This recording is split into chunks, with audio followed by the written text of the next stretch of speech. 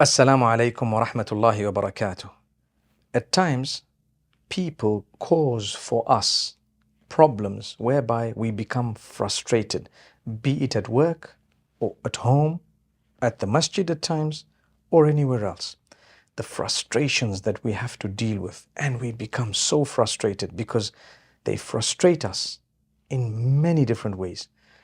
Again, and we must repeat, whenever dealing with difficulty, primarily we talk of the coping mechanisms and the remedies.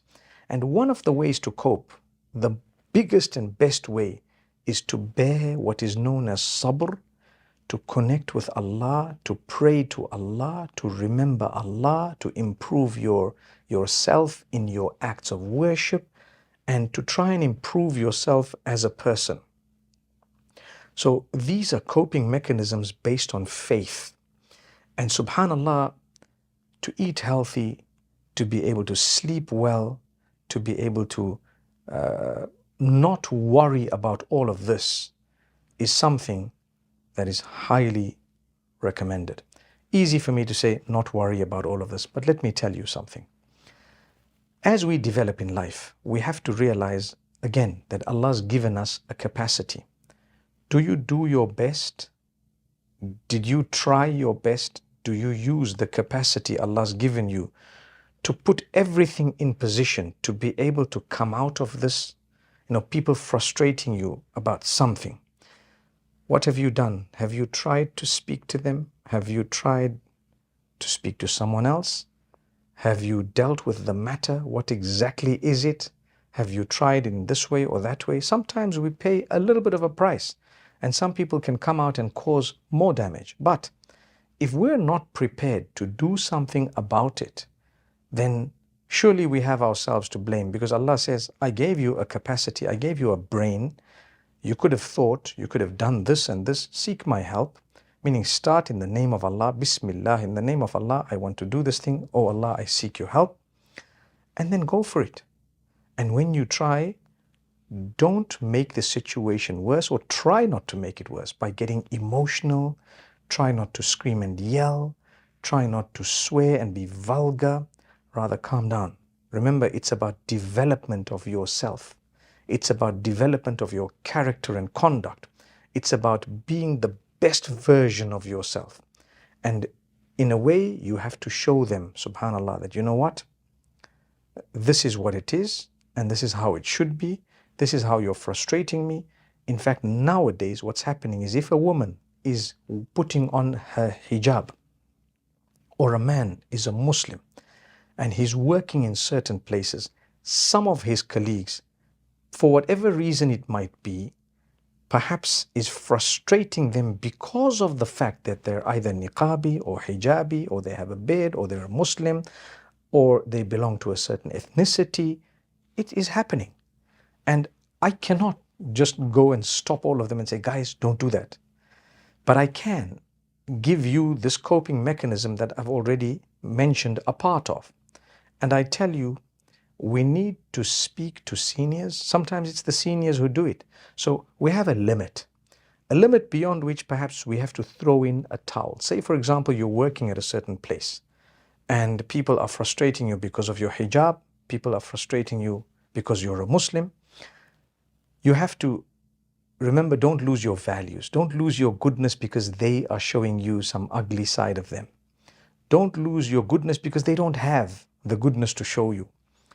Rather, be good, be kind, be firm, be polite, do your work in the best possible way, keep going, try to ignore it. If you cannot, you address it by speaking to seniors, and you try and make it clear.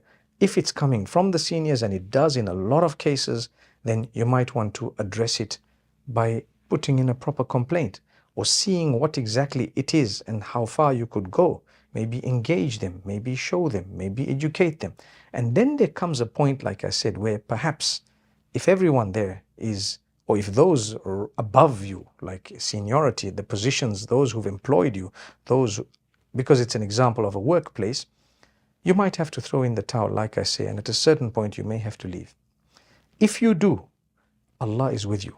you will never ever suffer a loss with Allah. Temporarily on earth, it might be. You might be eating into your capital because you're not earning anymore. This can also happen for people who perhaps might be, say for example, supporting Palestine. And we all do. So people might decide to close your accounts. They might decide not to do business with you. So be it. It's one of those things. Take it in your stride.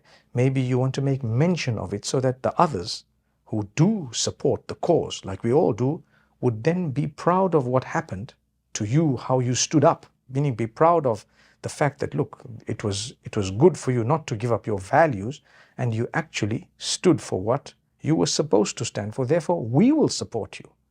And that's how it should be. So dealing with this type of an issue, we need to remember we're a family. We have to be. And this is why, even if we do have differences amongst ourselves in terms of jurisprudence or a few differences here and there that we do have, on a broader level, we are believers who are supposed to be a family. Al-mu'minuna kal-jasadil wahid.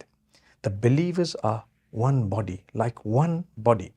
If a part of it is in pain, the whole of it is in pain. If a part of it is complaining, the whole of it cannot sleep, cannot rest until it is helped and dealt with.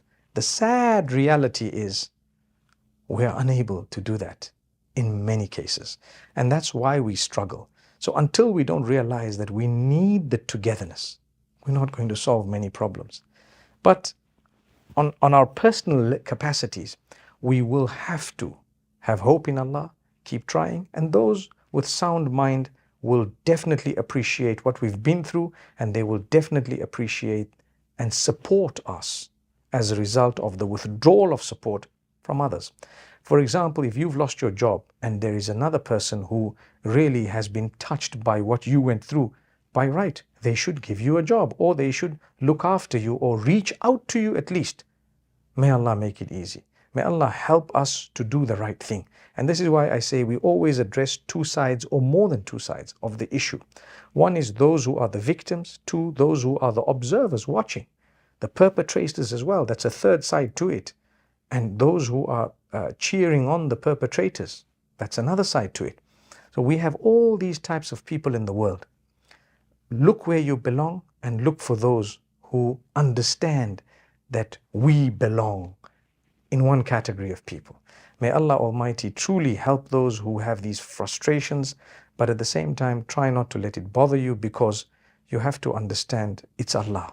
Allah has planned this out in a way that when you have a connection with Him, He's going to test you, and that test is bigger when Allah loves you more. Look at the prophets of Allah. They went through so many tests, loved by Allah.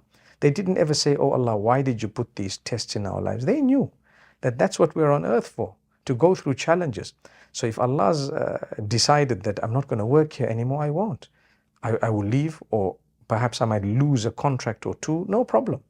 But what I achieved as a result was the pleasure of Allah. Sometimes I might lose worldly, temporary loss, no problem. Like I say, it's okay. Allah Almighty will guide us, He will help us, and in a short span of time, for as long as we were patient, and for as long as we kept thanking Allah and appreciating all His other favors upon us, Allah will open the doors. And when those doors open, you won't have any regret for what you did. May Allah help us all to stand up for the right causes, and may Allah Almighty help us all whenever we are facing frustration for different reasons. I've only tackled a few aspects of it.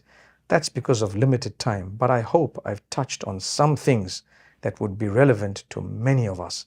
May Allah Almighty bless you all, and may Allah Almighty grant alleviation to our brothers and sisters in Palestine from the suffering that they are going through. May Allah protect them and grant them eternal bliss. أقول قولي هذا وصلى الله وسلم وبارك على نبينا محمد.